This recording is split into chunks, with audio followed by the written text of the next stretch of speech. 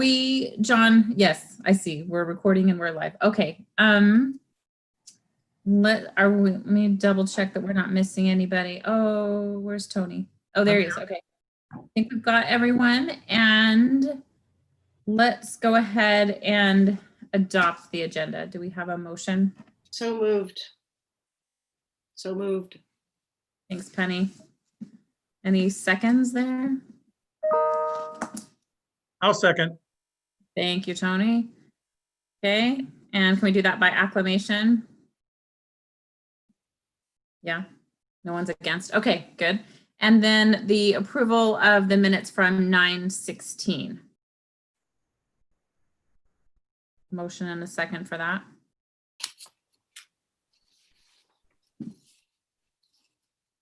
Don't everybody jump out. I don't know, like, am I supposed to say I motion it or? Yeah, you can say I move to approve the minutes. Okay, I move to approve the minutes from 9/16. Thank you, Trang. Do I have a second on that? Second. Thank you, Leslie. And can we do that by acclamation as well, or are there any comments on that? All right. Then let's go ahead and move on to our capital request for the golf cart fleet replacement. Brian, do you maybe just want to give us a quick overview, and then we can do a motion and a discussion and move through it and ask questions and stuff? Sure. Yeah. So I'm sure you guys have seen the request, but basically our fleet has performed really well. Outperformed expectations. We were able to get 7 seasons of use out of our last 40 carts that we bought, and 9 seasons of use out of the ones that we bought in 2012 and kind of kept as backups for this last 3 or 4 years. So really strong performance from the fleet. It is, however, getting to be time. We are getting to the point where we're having a lot of breakdowns. When we have a busy day, we typically have anywhere from 2 to 4 to even 5 breakdowns a day. When the carts break down, we have to go out and rescue we have to run a new cart out, tow the old cart in. So it's a pain for us, and more than anything for the customer. So we're just getting to the point where it is definitely time to replace the fleet. And again, they've performed beyond expectations. So super happy with how they performed. As I detailed in here, costs, obviously breakdowns create a cost. The negative experience for the customers has a cost, and then the other costs being when we have to bring in extra carts, as we did already in October for an event for which we typically wouldn't have had to bring in extra carts, but because we didn't have confidence in the fleet, we ended up having to bring in some extra carts. So it's definitely time to look at bringing in a new fleet. And I did note in there as well that if a lot of members might expect us to have a 50 cart fleet, which is what we had up till about a month and a half ago when we had 2 carts stolen. So we're down to a 48 cart fleet. We have, unfortunately, without having an indoor facility, theft is a possibility. We have gone away from a wire cable, and now to a thick chain link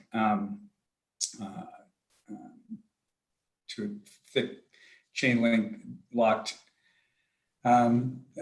deal. So we haven't had any other thefts, but obviously I'm going to chime in there real quick, just so everybody does know.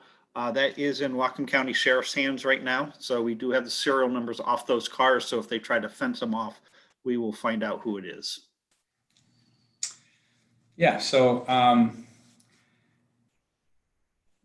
and then the other, so I've got bids. I've got 3 bids from the major manufacturers: Club Car, E-Z-GO, and Yamaha.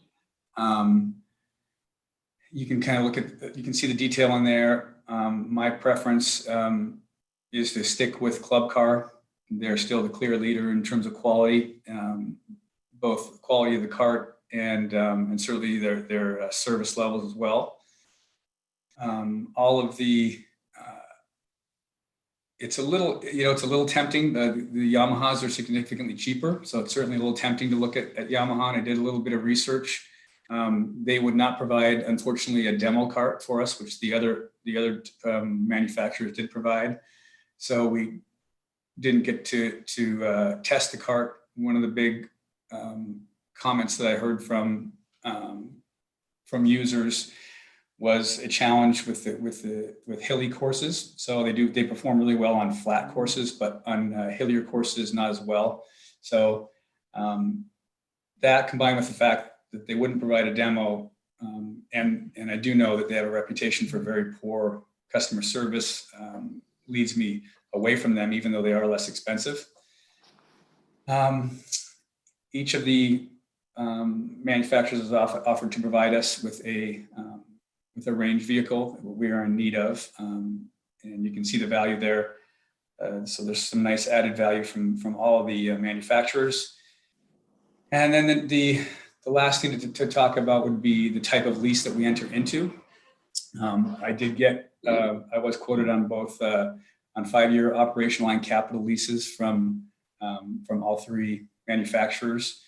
And my recommendation is to go with a capital lease. I like the idea of having ownership of the carts at the end of the lease, which gives you the flexibility to either trade them in if they're not performing well, or to operate them for another season or 2.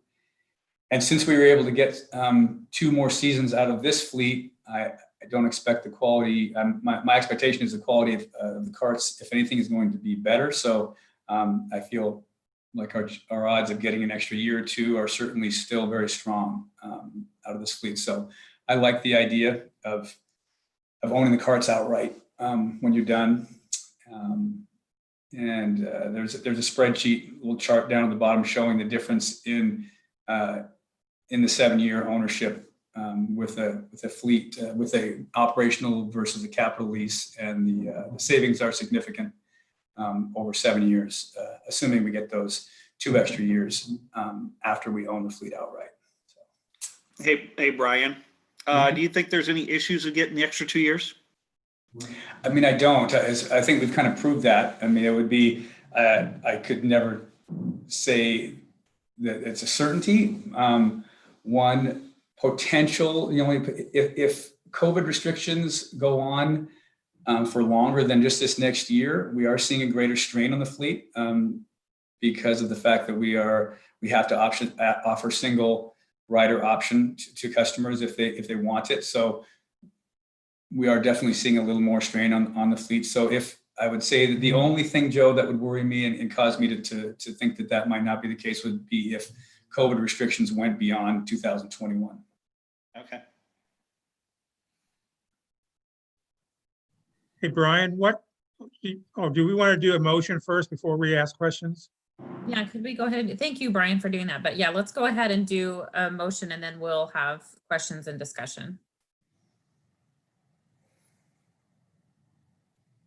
I move to approve the proposal. I Do have a second. Sorry, who was that seconded? Tony? Tony, thank you. Okay, questions, discussion? I had, yeah, Brian, how much was what did you get for the trade-in for the carts that we have now?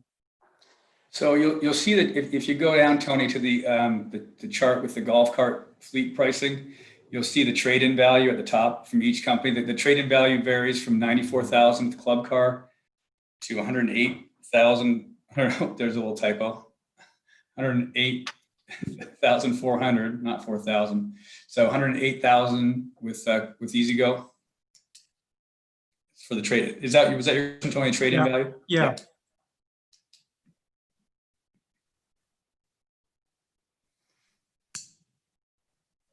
Brian, do you know if they use the Yamaha at any other of the golf courses in Whatcom County?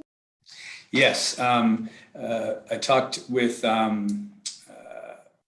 Nathan Vickers, who runs the North Bellingham Golf Course, and they do have Yamahas, and he's been fairly pleased with them, but they are a dead flat golf course. And so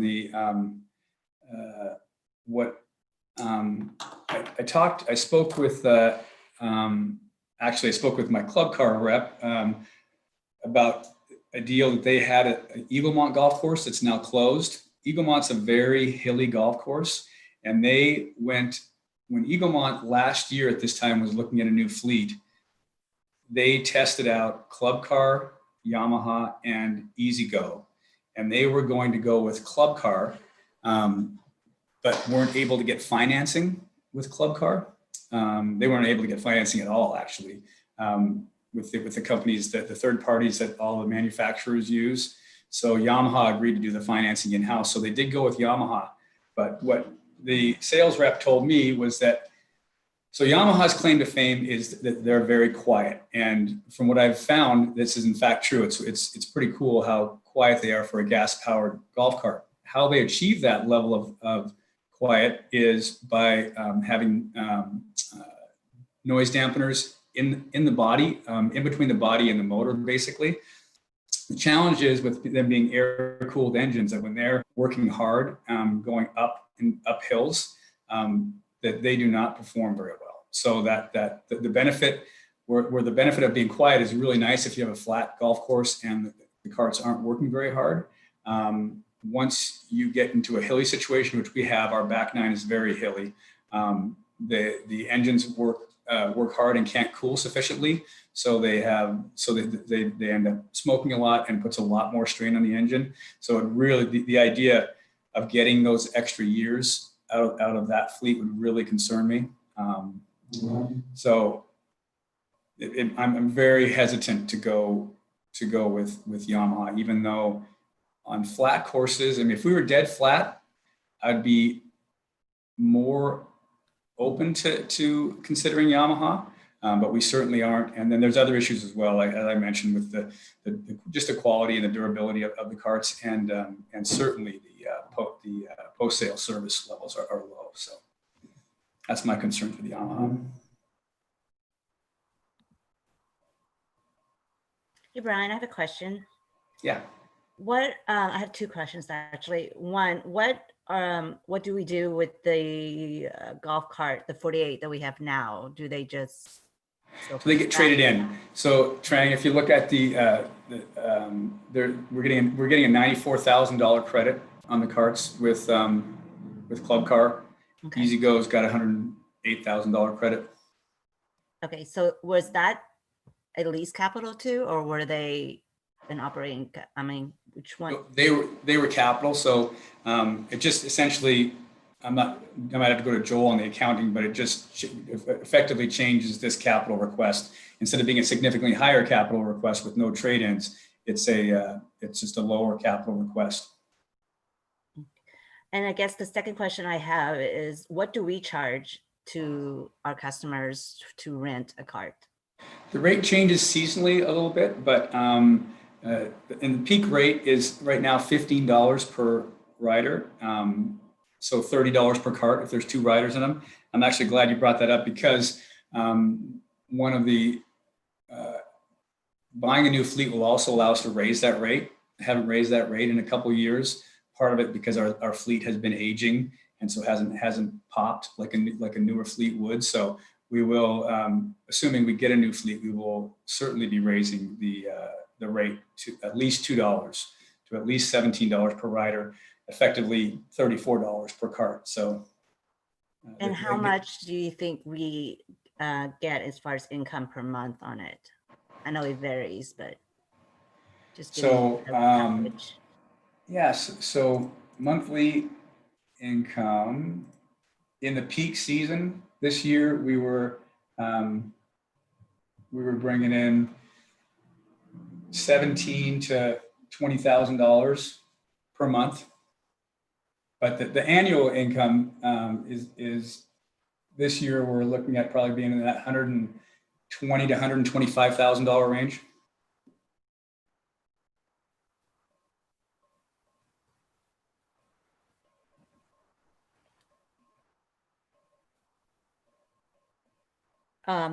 If no one else has another question, I have another one. To tie with, in regards to the theft situation, do we, or can we, or do we have the capability to put a GPS tracker on them so that if they are stolen, or I mean, I don't know how much that would cost. Yeah, so there is an option to do that. As far as I know, the manufacturers don't offer it, but there are third-party fleet managers, management companies that offer those.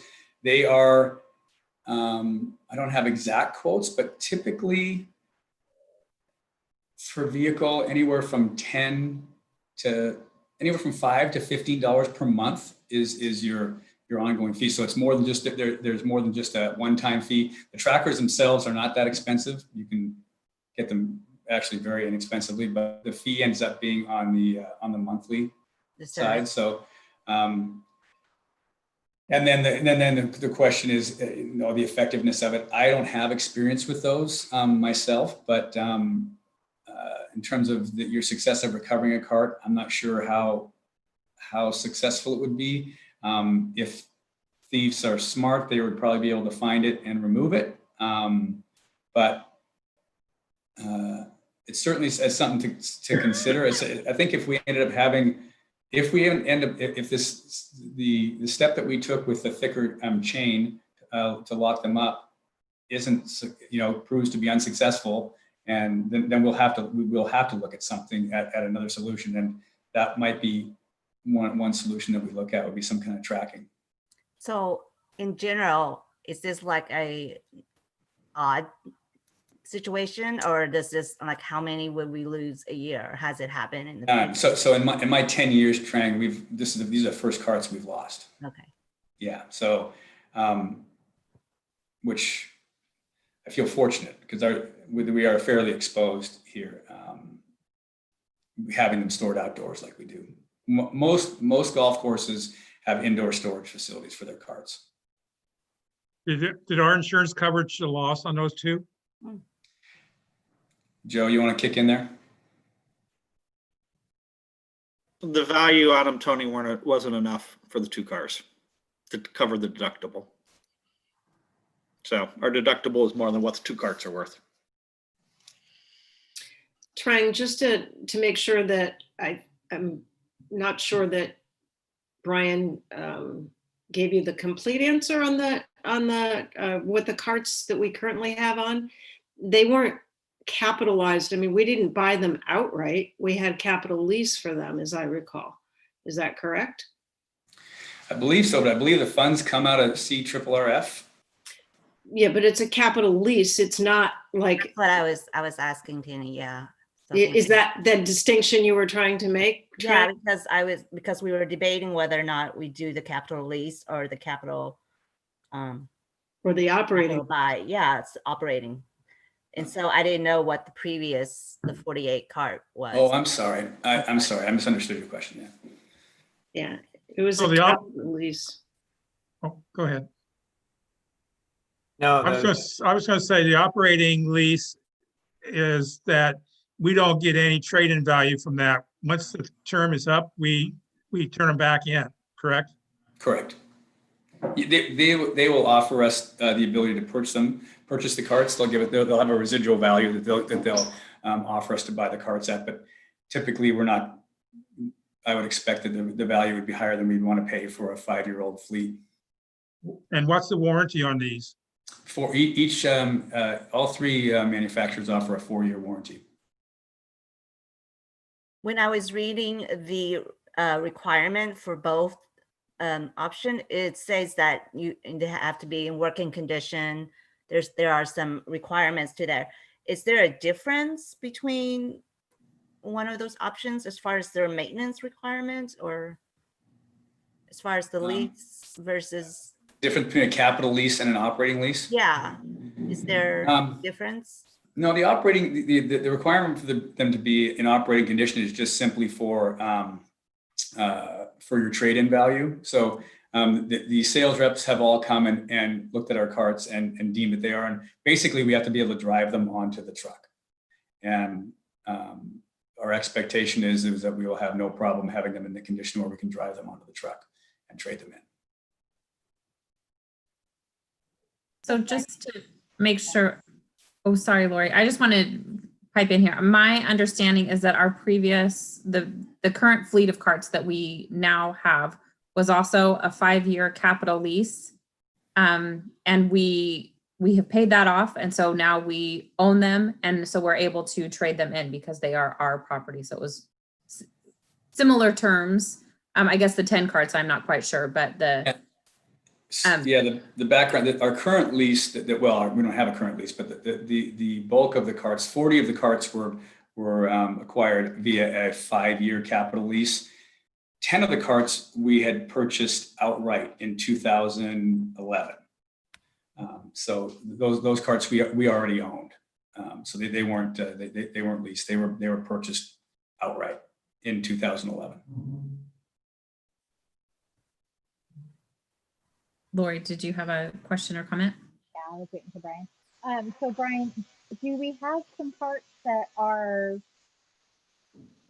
repeat offenders, or are all of them failing? They are typically it varies. So it's a new cart mostly every time. Every once in a while there'll be one that is a repeat offender. But for the most part, Bill, our mechanic, is really good. So he's able to diagnose and fix the problem.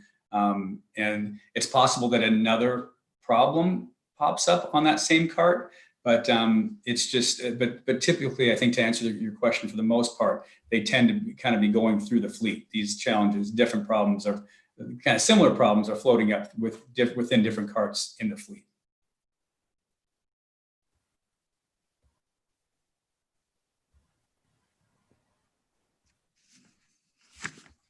All right, any more questions, or should we call the question?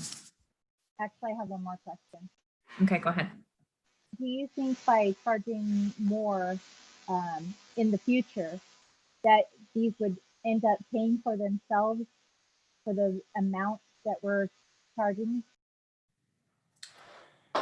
Well, I guess they certainly pay for themselves. If you look at our, right, we'd be looking at $37,000 a year. So even with our current rental rates, we bring in over $100,000 a year in revenue. So they certainly more than pay for themselves on an annual basis. Does that answer your question, Lori? Sorry, yes. Okay, so the motion on the table is to approve $36,780 from the CRRF fund per year for 5 years to enter into a 5-year capital lease for a fleet of 50 gas-powered club car golf carts. All those in favor? 1, 2, 3. Hold on, let me write this down. Tony, Penny. And those opposed? Can I abstain? You may abstain, yes. Because I feel like I need more information. Okay. Did you vote? Lori, did you want to get a vote on the record? Did I miss it? I raised my hand. I think I got all the questions that I needed to answer. So Sorry, so I'm sorry, were you for or opposed? I was for. For, okay, thank you, Lori. Sorry, Zoom is kind of hard for me to keep track. Okay, thank you, guys. Next on our agenda. Thank you, Brian. Thank you very much. Okay. Okay. Next, we have under new business, Joel, you were going to talk us through the year-end projection and the audit update. Give us a status update. Yeah, I guess maybe what I'll do is I'll do the audit status update, then I'll talk about the projection when I get into the financial statements. That's okay. Yep.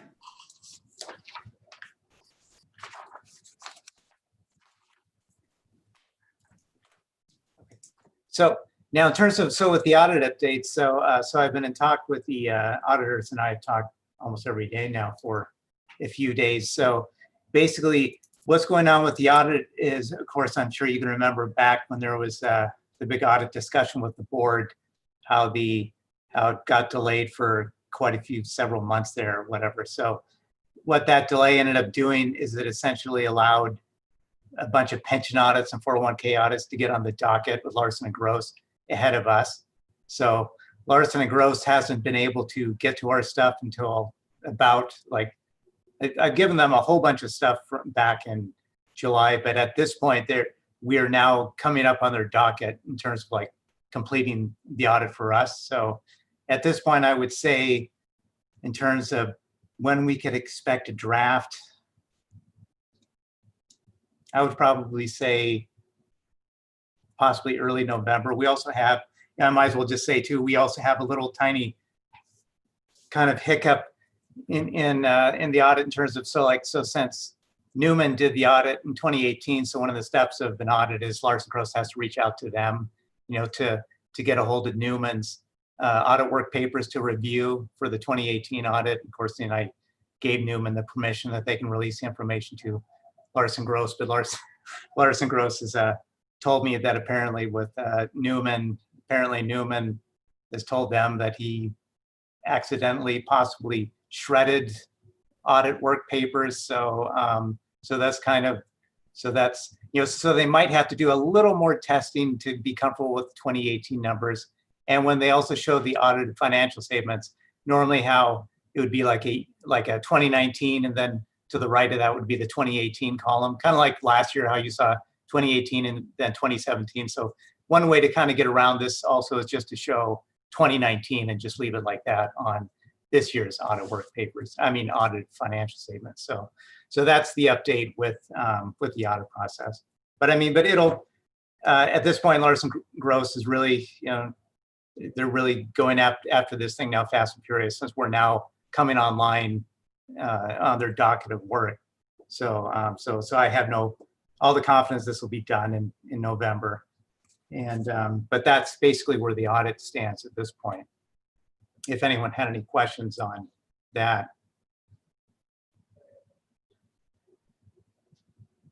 I have a question. So you're saying that Newman possibly shredded 2018. Do we have a copy that we can provide Larson and Gross?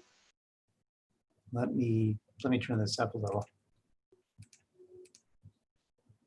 Yeah, so basically when I say, now we have the audited financial statements, so we have our financial statements, those are online, anyone can see them. So what I'm talking about is the actual audit work paper documentation that backs up the audit.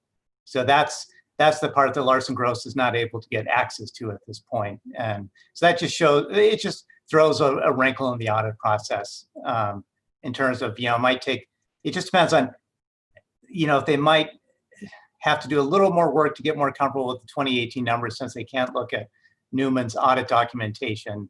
That's basically what it comes down to. So that could add a little time onto it. But for certain, with the financial statements, instead of seeing like a comparison, like on the income statement balance sheet, you would see like year 2019, then to the right of that, you would see year 2018.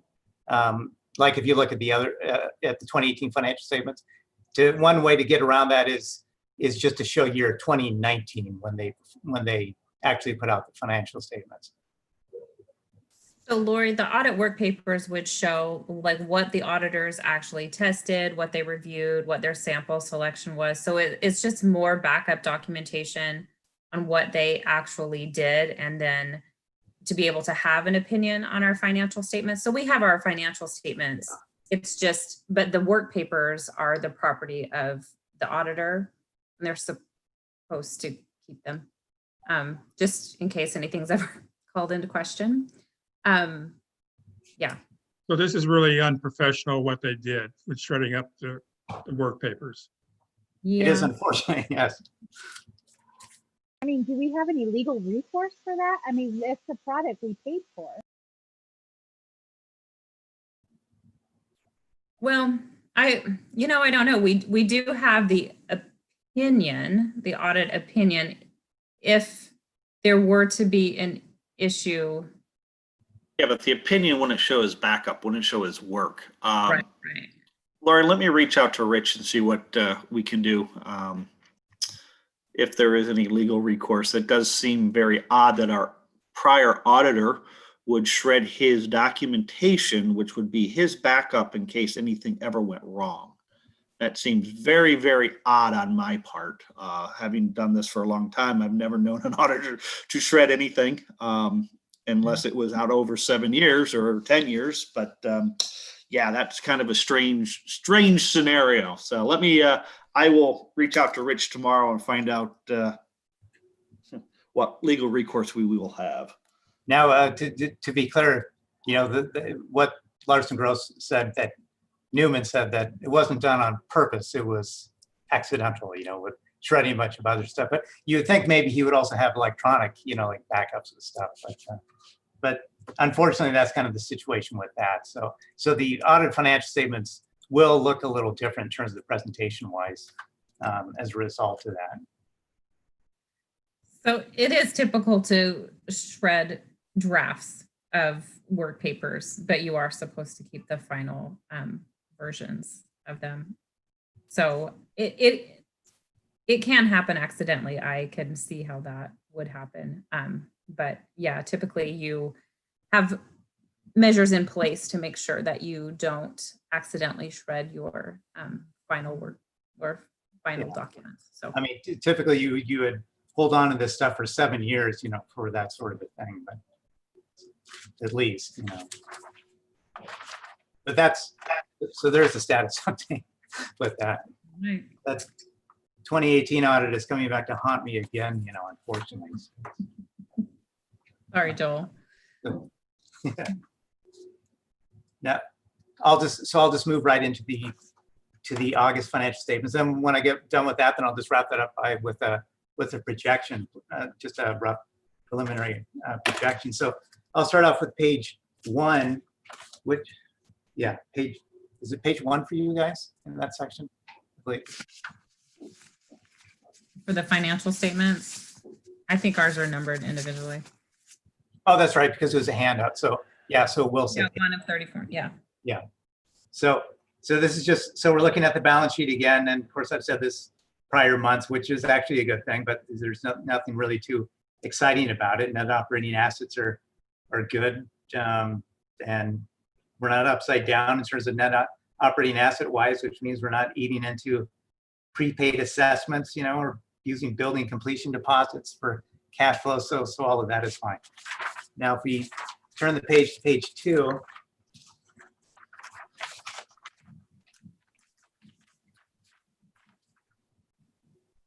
so now I'll get into the collection. I'll just start with the collection rate here. So for August, the collection rate was 94.5%. Year to date, month to date for August, it was 93.9%.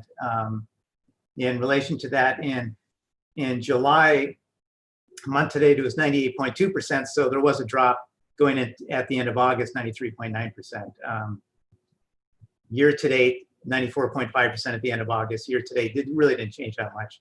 Year to date, July, 94.6%. So, and I have calculated the September numbers as well, so month to date for September, the collection rate was 94.2%. So it did go up from 93.9 to 94.2% between August and September. Year to date, since the changes monthly were so minor, there was no, you know, real material change. So August and September, the collection rate year to date stayed the same at 94.5%. And the other thing too, like for example, if you look at between July and August, month to date, 98.2% July, August 93.9%, and then the year to date 94.6% for July, dropping to 94.5%. It's just at that point, since we have so many months, 1 month doesn't really move the year to date as much in that type of scenario. Joel, I do have one question. Later this afternoon, you did send out the collection rate chart for July, August, and September, and it shows September 30th last year, 100.5%. Yeah. How do you get there? Well, how you get there is like basically what that means mathematically is just that we took in more collections, meaning people who had not paid some collections in prior months. So we or took paying in, ahead or something.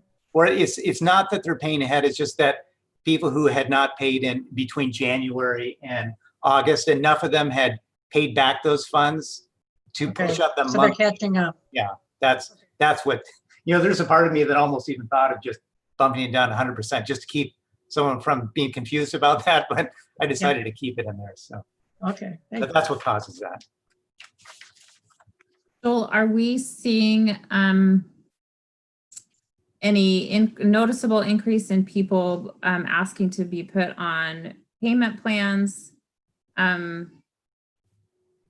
where are we kind of at with that? Or has it been kind of stable? I know we didn't have late fees or anything like that going on.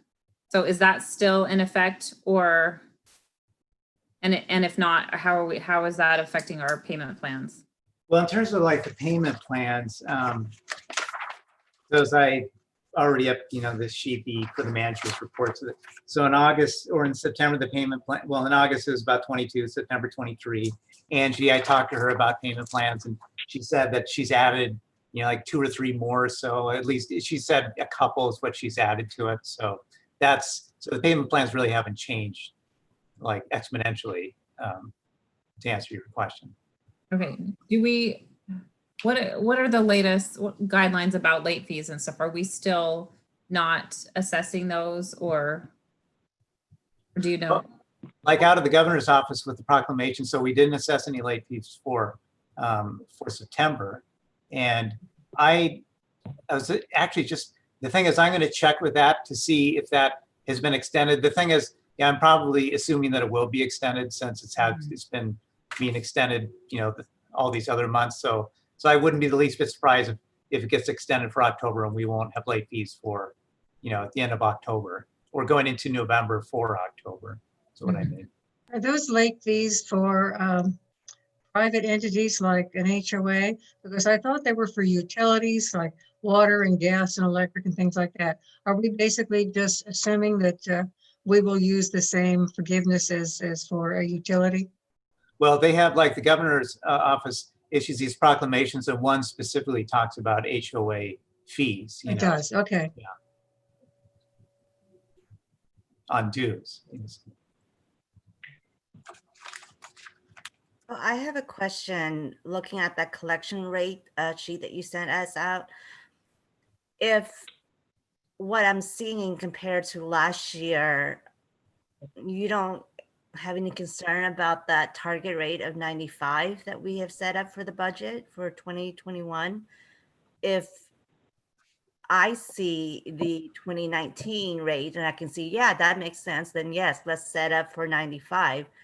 But we're barely year to date 95. I mean, would that be a concern to set the 95% rate for 2021 budget? Because that.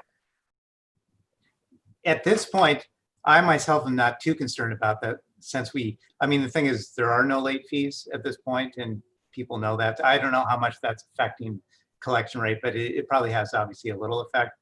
But we're still hanging in there around, the 95% rate. And also in terms of, like this year we forgave, like upwards of, we'll just round it out, close to about $200,000 worth of dues. And so in terms of like net income wise, operating net income, we're sitting at now $207,657. So meaning if we didn't realize the 95%, if it had dipped, down to 94% or like a 93%, in terms of, I'm really confident we can also adjust our expenditures if need be to take that into account. Like if so far we can come through this year waiving April dues and we're hanging in there. I believe that we would also do the same sort of thing as long as it didn't get too drastic, in terms of the collection rate really dropping. So this was asked specifically at the board level when we approved the budget. And for one thing that we had calculated, and Joel calculated this early on, so each 1% that we don't collect is about $25,000 for the year. And so like he was saying, that was within the realm that we felt that we could dial back expenses and still be fine. And even at, at 2%, then we're at $50,000. But if you look at where we are now, we have been able to bring that back. So we still felt like it was within a comfortable level where we could adjust expenses accordingly if we weren't able to hit that target. But where we are now at 94.5%, that's $12,000. If we hit 94.5% next year, that would be a difference of $12,500 in revenue. That, you know, and that's something that I'm perfectly confident that we could make up in bringing back down expenses or revenue and from other places. Yeah, I apologize for interrupting. We have somebody who's calling in, but I don't have a name attached to them. I'm sorry, who's calling in on the phone? This is Colin. I got bounced from the internet. Ah, I thought that might be you, Colin. I'll get you updated here. It looks like I'm back online, so I might try to log in the regular Zoom way. So.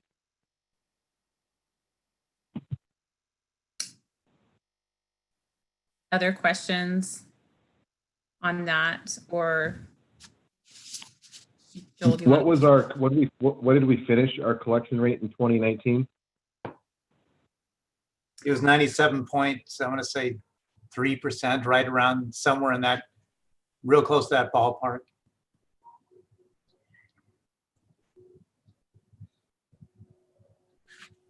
So just in terms of, so since we're already talking about this, so the net income for the end of August, as I said, at $207,657. Last year at this time, or last year at the end of August, it was $468,146. Of course, as I mentioned, we gave away, you know, like waived approximately around $200,000 worth of dues. So that's a big kind of chunk of that, most of that right there. Now, in terms of operations better, worse, so we're better now at this point, better than budget by $4,560 year to date. Last year, we were better by $293,247 at the end of August. So we're, I guess effectively we've climbed out of kind of the little hole that we got into with the waiving the April dues. Our expense to revenue ratio at the end of August, as I said before, this lower this number is, the better. It was 91.4%, which just means for every 91.5 cents of expenses, we had $1 in revenue. You could think about it that way. At the end of July, it was 93.8%. So it's lowering, which is what we would expect with our year-to-date income going up. A year ago at this time, at the end August 2019, it was 82.7%. Of course, we would expect to see that since we were doing better at the end of August 2019. Now, month to date, in terms of for August, we were at 79,976 operating income. Last year at this time, only for the month, we were 48,805. So we're better this month than we were in August 2019. Only for the month is what I'm talking about. In terms of like expenses or just so we were $104,039 better than budget for the month in terms of net income. Last year, we were $67,895 better than budget. If we flip the next page to page 3, this is kind of a little like the balance sheet. We're just looking at the reserve cash balance and activities. There's nothing too horrendously exciting going on with this. In terms of like that last kind of second line from the bottom, the bold numbers, net usable cash basically projected at the end of 2020 for surf roads, capital reserve holding fund, mailbox, UDR, they're all up is from where they were last year. Or density reduction is staying around flat. And this builds into, in terms of anything that the board has approved through August is already now worked into this as though we've already spent the money, or it's already earmarked and reduces the cash balances. Joel, can you go back to page 2? Yeah. So this is when I start to see year-to-date stuff, and after 8 months, it becomes more real in my mind.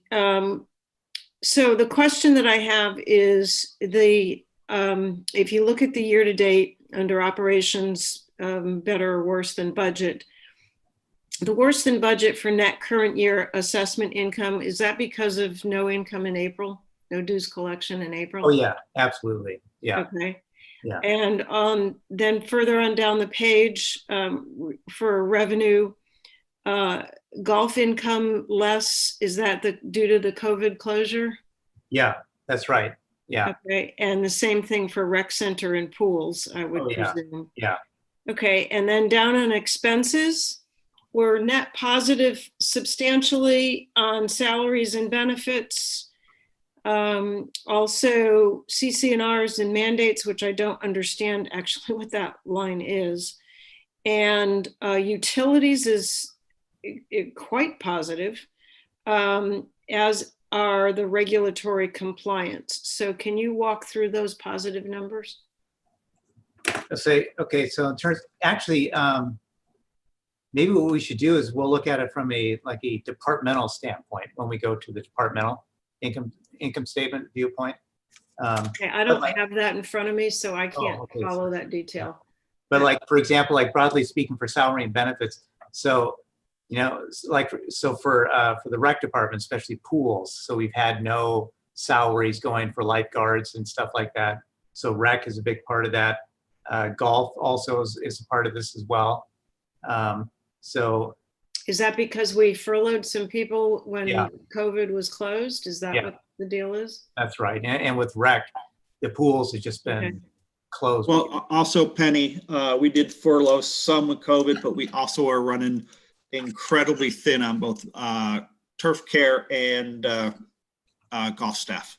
So we've pared it back, knowing that our revenues are going to be short due to COVID, as well as putting a month of dues on the table. So Brian and Jacob and myself have sat down, and we're trying to run her as lean and as thin as we can. Okay. That's helpful. Thank you. And what about, can you help me with what CC&R/mandates are? Well, like for example, like since I just happen to be turned open to the admin page at this point, CCRs and mandates. So like under this, like annual general meeting, you know, we were budgeted $10,000 to spend on the AGM. Obviously, we haven't really spent anything on that. So we're better than budget by almost $10,000 at this point. SGM, board support, website maintenance, those sorts of things, newsletter services that you'll see under that.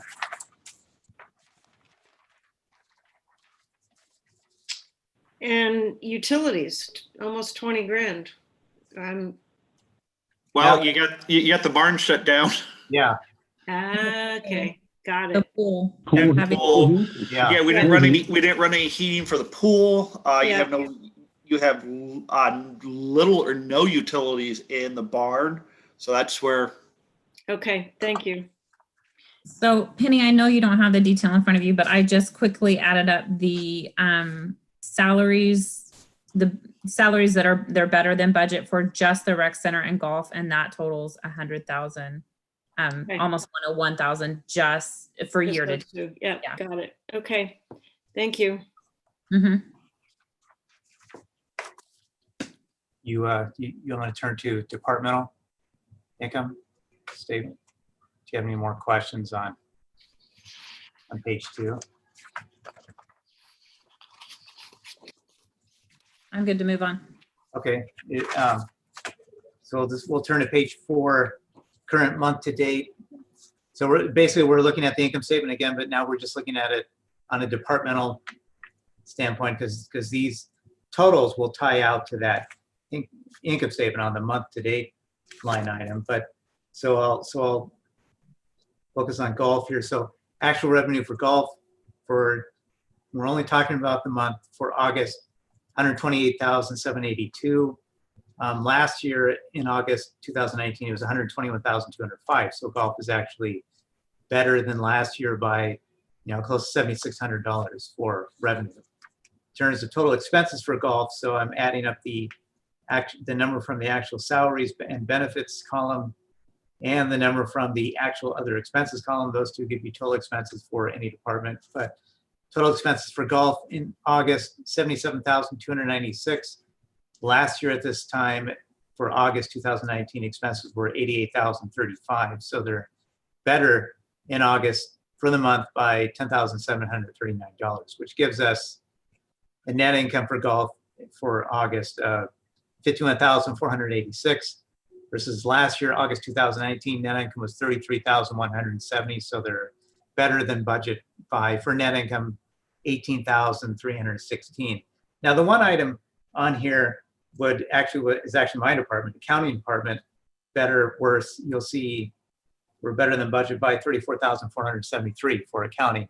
And the simple reason for that is because the audit is budgeted to be paid for in August, and that's about 27,500. So there's almost 28,000 of it right there. Well, we will spend that money. It just obviously didn't happen in August. Now, if we turn the page, page 5, now we're looking at the same thing for the entire year. And so now we can really see like how golf is doing, even though the fact that they were, what was it? They were closed. 45 days, Yeah, they were. 42 or 45 days. So they closed on March 23rd until about the first week of May is when they reopened.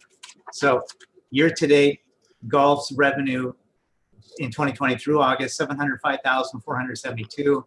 Year to date in 2019, 744,911. So they're only down now for the year by 39,439 versus last year revenue-wise. Now, if we look at golf expenditure-wise, so the expenditures, salary and the other expenses added together, $544,472 for the year for golf versus last year during January through August, they had expenditures of 609,778. So they're better expenditure-wise by 65,306. So now if we look at the net income loss for golf year to date through August, so they had $161,000 in net income. Year to date through August 2019, they had 135,133 in net income, which means they're better year to date by 25,867 versus last year at the end of August, which is good. So golf has really come roaring back, even though they were closed during that whole time. Now the main Hey, thing, Joel, yeah, I just want to point out is to look in 2016 for the full year, golf only did 715,000 in revenue. So we've gotten to the point just 4 years later where we've almost done the revenue we did in 2016 in 8 months in 2020, and we were closed for 6 weeks. Just want to point out, pretty impressive progress. yeah, yes, it is. The one department that is down is obviously maintenance. Of course, I've talked about this in the other months too, but what you're really looking at right there is weather-related type stuff, snow removal, that sort of stuff.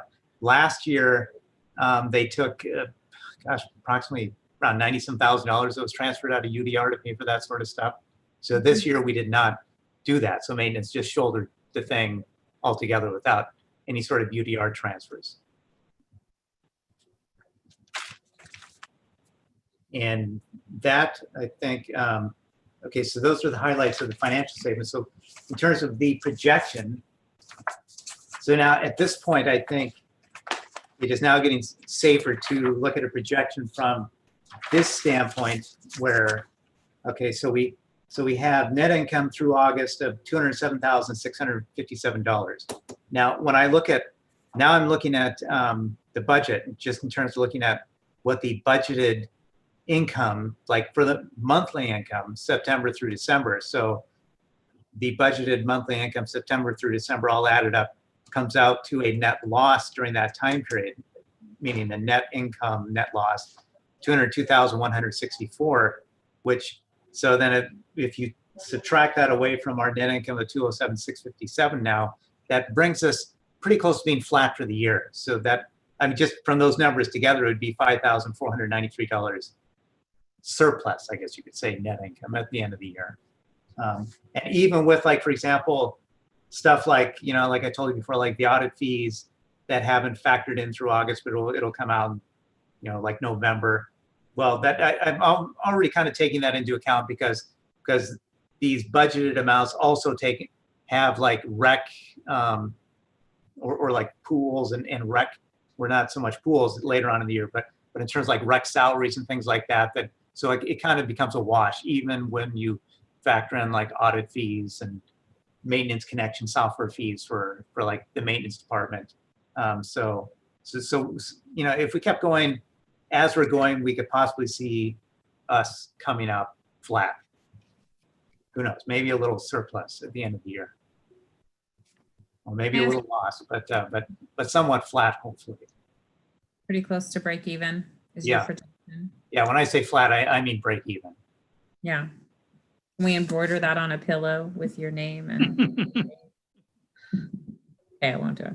All right. I have a question though about golf. I know, so I'm looking at August just for the month, and it looks like expenses, salaries, and everything are hold on. I lost my place.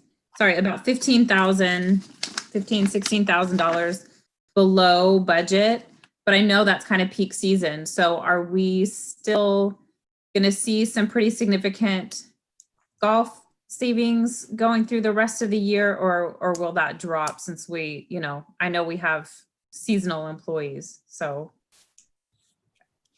any? Probably what you'll see going forward, in the peak season, we do have more people on staff. And then as you get further into the season, on your shoulders, either spring or fall, you start thinning your staff down. And that is how the budget is worked out throughout the year. So you may not see that big of a savings, but it will be still probably close to on budget or under budget, because again, some of the things you look at this time of year is, we're getting into what everybody calls your rainy season. You start thinning your staff out that way as well. Even though you might have the money budgeted in anticipation of a decent day, you just cut them loose and you can start saving that way. Thank you. Joel, on page 4, I have a question. It's just kind of stuck out. On the revenue, better or worse, for the ACC security, what was projecting? I'm not exactly sure what revenue that would be. It shows 749 the actual revenue, and then the revenue better or worse, it was worse 9,842 for the month of August. So this is really what's doing this. Look at it. ACC security is new home construction fees.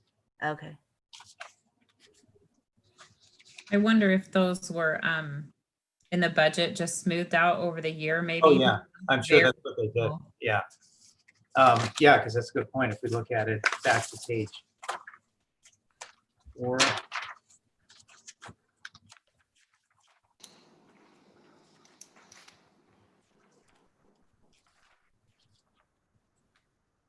Yeah, like if you look at page 5, year to date, so now you're looking at it for the year, then they're smoothed out. They're actually better than budget by $917.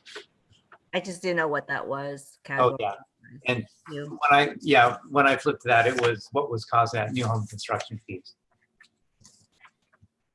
And those you'll see mostly June, July, because they have a short window. So if they're not starting until August, they're kind of in trouble. They can't finish up what they need to do by the time the dirt window closes. So you see those earlier in the season. Any other questions, comments? No. All right. Thanks, guys. This is our last meeting. It has been. Can I just say one thing? I just wanted to say, it's pretty remarkable operational management to do as well as we've done, given the situation that the whole world is facing, but certainly has been impacting us for sure. So I appreciate the effort that Joe, you and your staff have done to keep us in check. Thank you. Yeah. Thank you.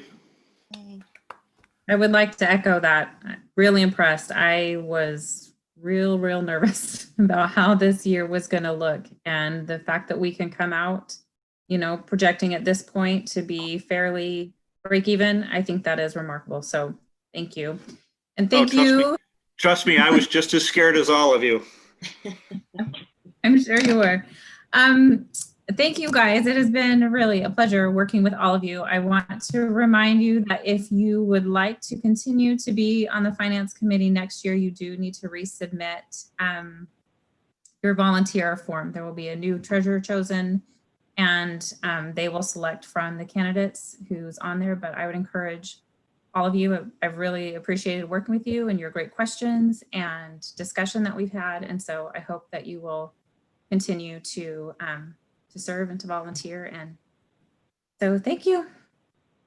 And thank you for leading us. Yes, thank you, Karen. Thank you. Thank you. Thank you, Finance Committee. Thank you, Karen. Thank you, guys. All right. So I guess we need member. I always forget this part. Member questions and comments. Do we have any, John? We do have a few people in attendance tonight. If anybody would like to speak to the committee, just use the raise hand feature in Zoom and I'll bring you over.